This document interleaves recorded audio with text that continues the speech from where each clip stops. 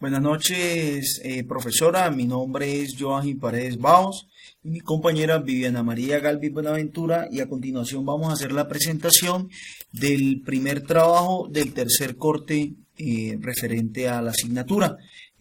Correspondió como tal el tema de nómina. La primera pregunta dice que mencione los tres elementos necesarios en un contrato de trabajo. Hay tres elementos esenciales. Primero, la actividad de la persona del trabajador, que es su actividad o a lo cual se va a dedicar. La subordinación, lógicamente, del trabajador hacia el empleador, pues un acatamiento a las órdenes y al cumplimiento de ese tipo de órdenes. Y la remuneración o salario, que es esa venta de la fuerza o de su actividad que va a recibir como a cambio o como va a ser su incentivo, pues la remuneración o el salario. Mencione las características principales en un contrato de prestación de servicios. Inicialmente, que es mayor a 3 meses, que no se cumple un horario, la persona no está sujeta como tal a un horario, no hay una subordinación como tal permanente. Hay una remuneración, lógicamente, por la actividad que se desarrolla. Es básicamente la realización de una actividad o un trabajo por lo cual se le va a pagar, no por el cumplimiento de una meta o no por el cumplimiento, ejemplo, de una producción, de diferentes situaciones que pueden verse influenciadas.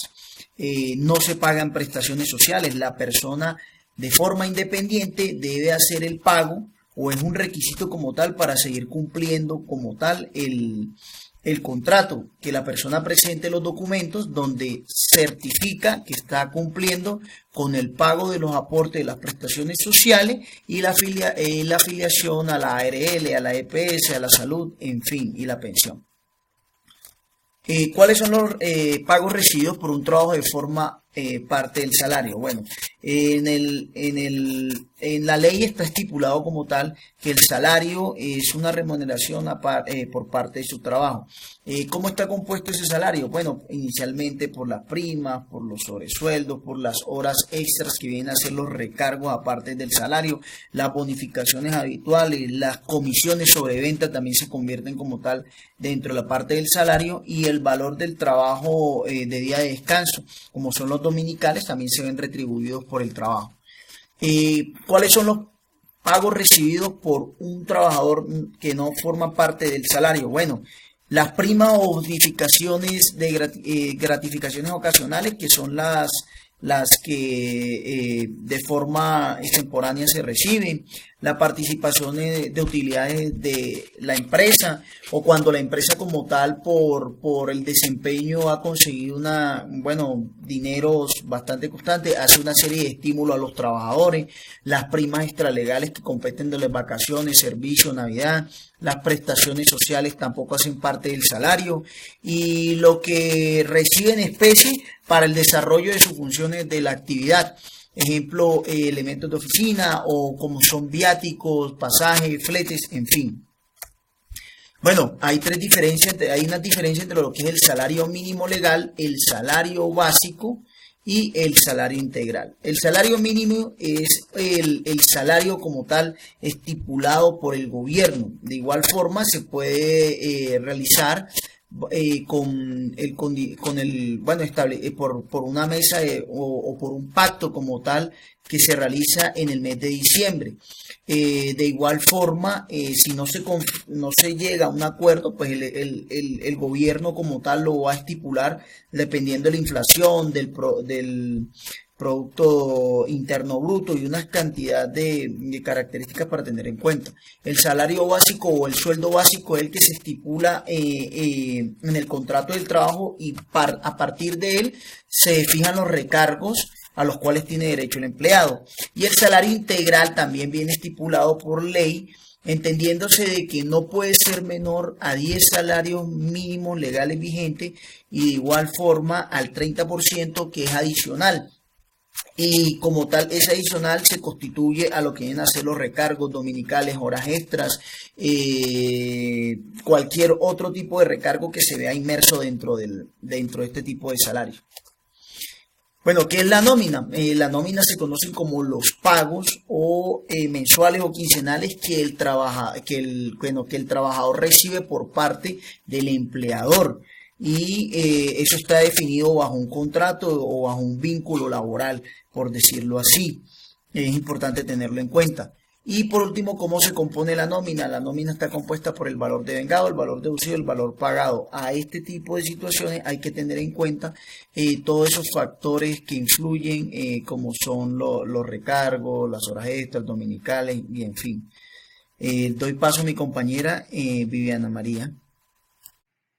¿Cómo se compone el valor devengado? Se compone del salario como tal, el valor pagado por comisiones, horas extras, todos los recargos adicionales, el auxilio de transporte y los viáticos.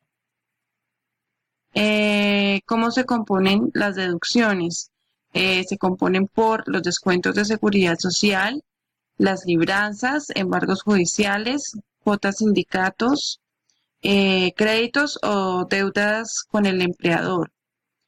La diferencia entre recargo y hora extra es que el recargo nocturno, los recargos son los valores o porcentajes adicionales que se le debe pagar al empleado eh, fuera de las horas ordinarias, que son las horas extras después de cumplir la jornada laboral.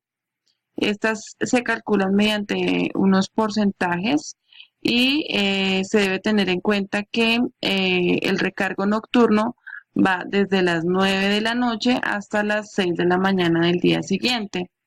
Entonces, los porcentajes varían si son recargos por dominicales o festivos, o horas extras diurnas dominicales o horas extras nocturnas dominicales. ¿Cuánto se debe pagar al empleado por pensión, por salud, por fondo de solidaridad? ¿Cuánto paga el patrono? ¿Cómo cancela el empleado? Bueno, eh, normalmente el empleado cancela el 4% por pensión y el 1% adicional por concepto del fondo de solidaridad si gana más de 4 salarios mínimos. Claro que a partir de la ley de financiamiento y cambian los porcentajes adicionales de aporte al fondo entre los rangos de salarios mínimos legales vigentes. Eh, en cuanto a la salud, el empleado aporta el 4%, el empleador aporta el 12% de pensión y el 8.5% de salud. Se le paga al empleado descontándoselo del valor devengado eh, y pues ya se le da el neto a pagar. Esto se consolida en una planilla de seguridad social y se paga mensualmente pues a las entidades pertinentes. Otras deducciones de la nómina, bueno, por aportes a cooperativas, embargos judiciales, cuotas de crédito a entidades financieras, deudas del empleado y retención en la fuente. La retención en la fuente se liquida mediante dos procedimientos. Bueno, en la ley 1943 del 2018, la ley de financiamiento, pues nos indica unos nuevos porcentajes o para el cálculo de la retención. Este se hace mediante unos rangos de VTs y la fórmula pues está acá colocada, que es el ingreso laboral menos 87 VT, se le resta el valor anterior y pues todas las deducciones, ya sea por vinculados económicos, los aportes de salud, pensión, medicina prepagada y así se cancela, se saca el valor del porcentaje y sobre ese se le hace la retención en la fuente. ¿Quiénes son empleados para efectos de retención en la fuente? Bueno, como lo mencionaba anteriormente, las personas que devenguen más de 87 VTs Esto equivale a 4.770.000, pues con la tasa actual para el 2019. ¿Cómo se puede disminuir el ingreso laboral gravable? Bueno, hay muchas empresas que lo hacen mediante bonos de alimentación, viáticos ocasionales o pues se tiene que tener también en cuenta la deducción por intereses por adquisición de vivienda. Muchísimas gracias.